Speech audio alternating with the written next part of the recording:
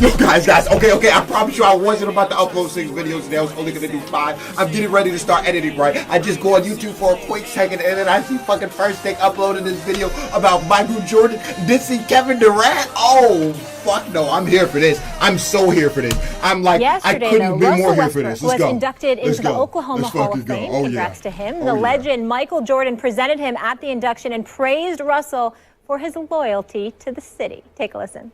And this shit is already like not synced, that you guys should be proud about is the sense of loyalty that this kid has shown to the state of Oklahoma.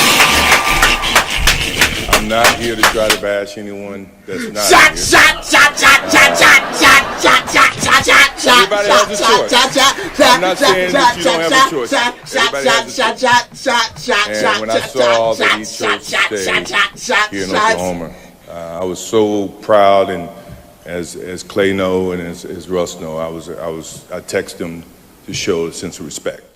1 year ago, the Thunder organization gathered in Tulsa to induct Durant into the Oklahoma Hall of Fame, and Westbrook shots at the surf bar. Stephen A., were Jordan's comments a little bit of a shot at Durant? A little bit, no question about it. Let's get it popping. You know, whether intended or not, Jordan's not going to care about that. He's not trying to get at somebody like that on purpose, but he is going to say what he feels, because Jordan is as real as they come. And there's a level of respect that gets elevated when you see Russell Westbrook making the decision that he made to stay on board, to be committed, to understand that the loss of Kevin Durant is devastating, but he's still going to stay there and fight and fight and fight. Right. Old school cats like Jordan, like Magic, like Isaiah and others respect that, even though they all recognize the fact that free agency back in their day wasn't what it is today. They just could not conceive of joining the other as opposed to fighting against one another. And just to put things in its proper perspective, Max, understand something here. Charles Oakley, for example, is a brother who would take a bullet for Michael Jordan. Patrick Ewing is as tight and as much of a brother to Michael Jordan as almost anybody. Michael Jordan loves rubbing in Patrick Ewing's face and others how he beat them. And he denied them opportunities to win a championship. That's the kind of guy Michael Jordan is. And so when you look at somebody like Russell Westbrook, who is clearly the most ruthless competitor in basketball as far as I'm concerned, he will cut your heart right out of your chest if he could to beat you. Knowing that kind of talent that he is, and considering the commercial that they made months ago, some run, some make runways. There's no other way to interpret this. We understand what it is. I just think that, and you got to remember, the Jordan brand is a part of the Nike brand, and Kevin Durant is represented by Nike. So nobody wants to be but so flagrant with it, but they don't care that much either about stating where they stand and what position they support. Russell Westbrook's that way. Michael Jordan's that way. Wait to hear they what know Max they don't need to speak on it. They know they can leave it for interpretation because they know it's obvious what everybody will interpret it to be. Russell Westbrook's my favorite player. And he's a lot of people's favorite player precisely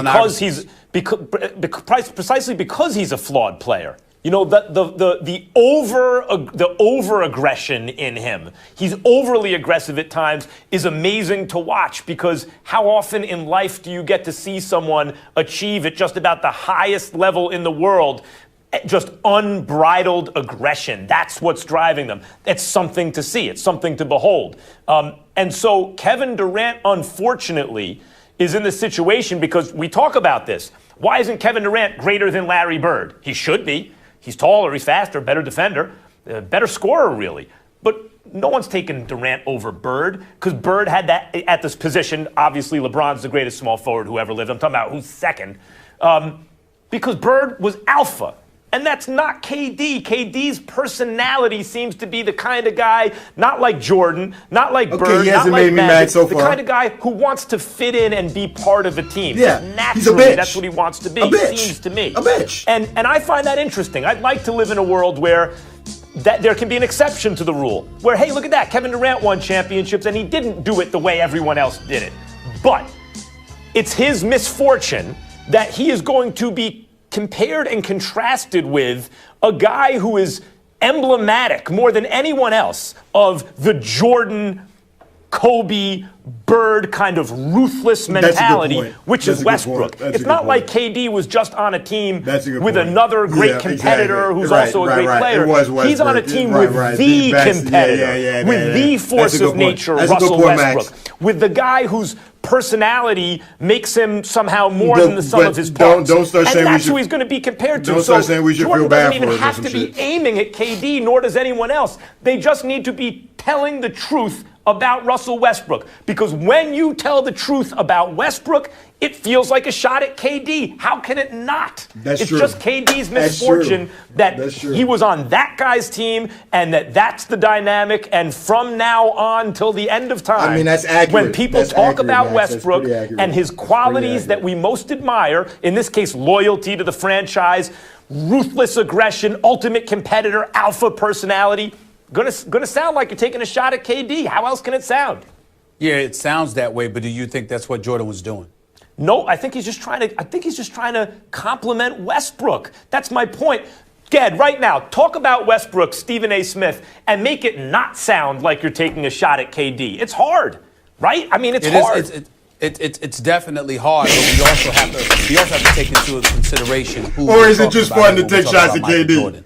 The ultra competitor, the ultra assassin, somebody that comes at you and is unapologetic about it, but never spoke about it. When he had wars with the New York Knicks and Jeff Van Gundy particularly, he never said anything. He balked at Jeff Van Gundy. You knew that, but he never said anything. When he went at Clyde Drexler and literally destroyed Clyde Drexler, okay, whether it be in the NBA Finals or in practice during the Olympics or whatever the case may be. He never spoke against Clyde Drexler. He just exercised it, okay? When he went up against the Detroit Pistons and the Bad Boys and what they were trying to do to him and what have you, he left the complaining to other individuals. He went out there and tried to take them out, but at the same time, he didn't speak against them. When Isaiah Thomas and the Detroit Pistons walked off the court prematurely, which was a black mark against that franchise, and it was much more into that meets the eye, and everybody should go back and watch the 30 for 30 that was done on the Bad Boy Pistons because that explains a lot.